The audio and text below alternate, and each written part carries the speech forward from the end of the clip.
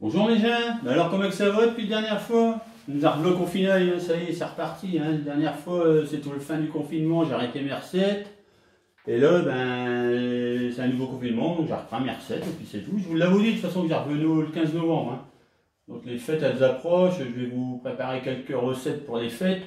Mais là, aujourd'hui, on va faire simple. Hein. On va faire une recette que tout le monde connaît à Boulogne et la région.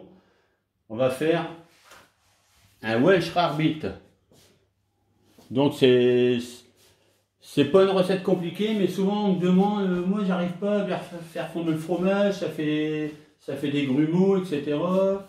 Donc je vois pas comment on peut rater un Welsh. Donc les ingrédients pour un Welsh: du cheddar. Donc il faut prendre la marque Galloway, hein, c'est ce qu'il y a de mieux. Voilà, faut pas chercher à gagner un peu d'argent sur la qualité du fromage. C'est comme ça qu'on les rate. De la moutarde, de la bière et de la sauce anglaise. Sauce anglaise, la Liane Perrine, c'est la meilleure. Hein. C'est l'original, c'est celle-là qu'il faut prendre et pas une autre. Il y a vraiment une différence de goût avec les autres. Donc, on est parti. Et aussi, forcément, ma femme elle me fait signe, elle dit, t'es de la politique, elle me dit. Et il faut du pain grillé. Alors, pain de mie, tartine, de pain de campagne ou autre. Voilà, vous faites du pain grillé. Donc, on allume son feu au minimum, feu doux. On met la casserole, on verse de la bière, alors c'est 2, 3, 4 centilitres par personne. Faut pas en mettre de trop au début, il faut mieux en rajouter après. Voilà, on fait chauffer avec une petite une cuillère à café de moutarde. Voilà, on laisse fondre.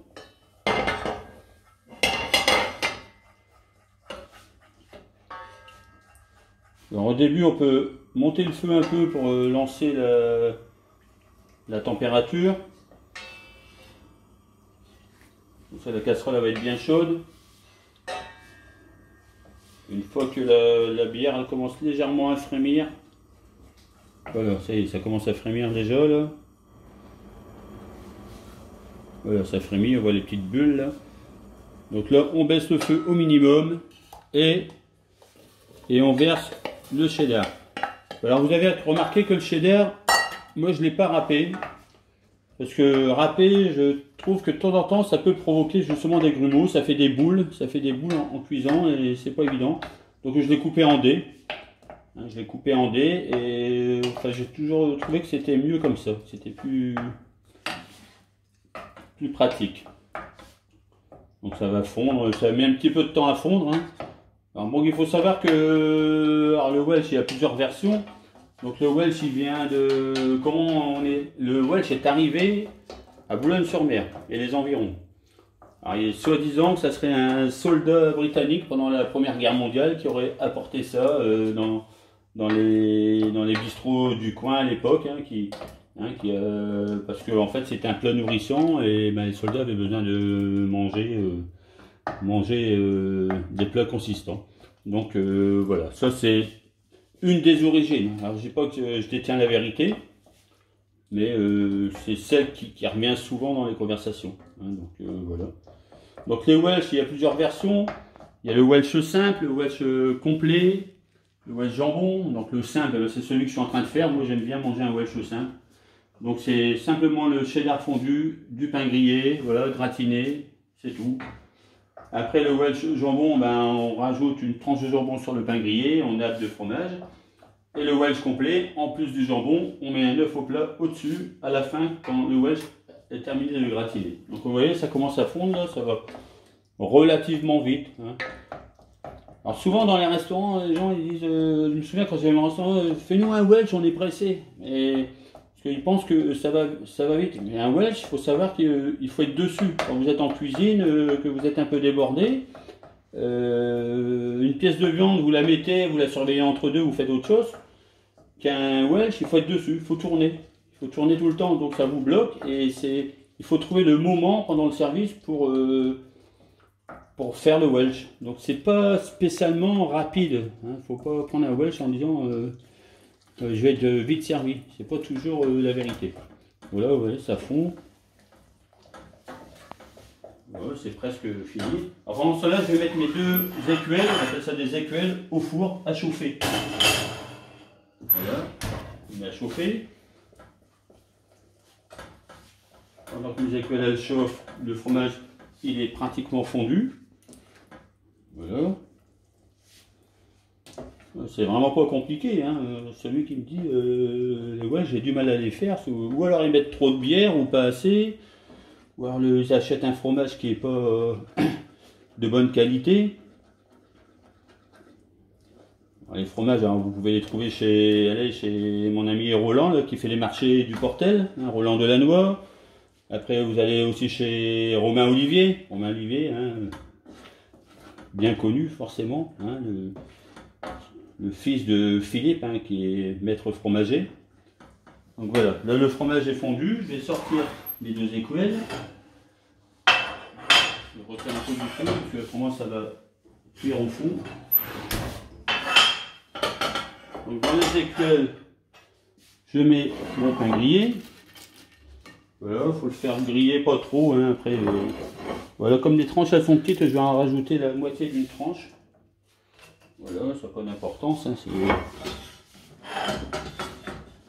donc là, faut que ça soit chaud, hein, parce qu'un Welsh froid, c'est pas terrible. Donc la bière, apparemment, j'en ai mis assez. Vous voyez, voilà, la texture est bonne. Vous voyez, on arrive à faire un cordon. Alors, je pense à ma soeur Laurence qui a travaillé avec moi au comptoir. Elle est Welsh. Elle m'a pratiquement appris à les faire, hein, parce que moi, je faisais l'erreur de faire trop chauffer le cheddar. Donc voilà, j'ai retenu la leçon. On apprend de tout le monde. Hein. Et regarde, là, il est impeccable. Ouais. Donc une fois que c'est chaud, il suffit de napper les toasts. Bon alors, il faut savoir que là, il y a 200 g de fromage par personne. C'est à peu près la norme, bon, selon les... Alors dans les restaurants, en général, c'est ce qu'on met. Après à la maison, si on a envie de se faire plaisir, 250 g on peut, mais bon, il faut déjà 200 g, c'est déjà, il faut les manger. Hein. Ouais, c'est assez consistant. Voilà, hop, on ferme le feu et on met à griller.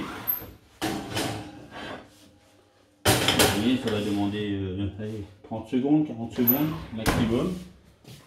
Voilà. C'est terminé. Tout ça, on accompagnera ça avec une bonne bière. Hein. Bon, j'ai choisi une Goudal. C'est une brasserie que j'ai été visiter. C'est un super truc à visiter. C'est local. Voilà. Après, on peut mettre tout ce qu'on veut comme bière.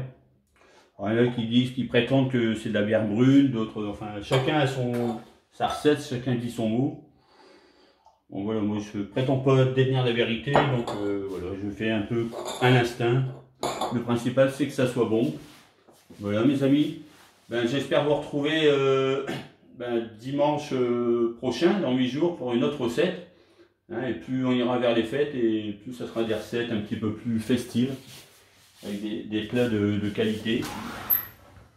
Donc voilà, c'est en train de bien dorer. C'est pratiquement fini.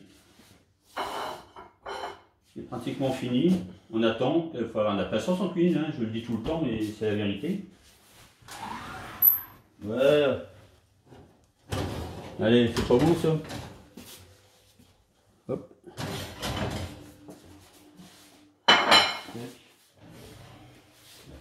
Voilà. On éteint le four. Et voilà mes gens. Une petite bière, je vais trinquer avec ma femme, hein, forcément. Santé chérie. Santé. Nous, on va se manger un bon Welsh. Hein. Et puis bientôt, alors à dimanche, dans la semaine prochaine pour une autre recette. Hein. Ça m'a fait plaisir de vous retrouver. Je vous embrasse.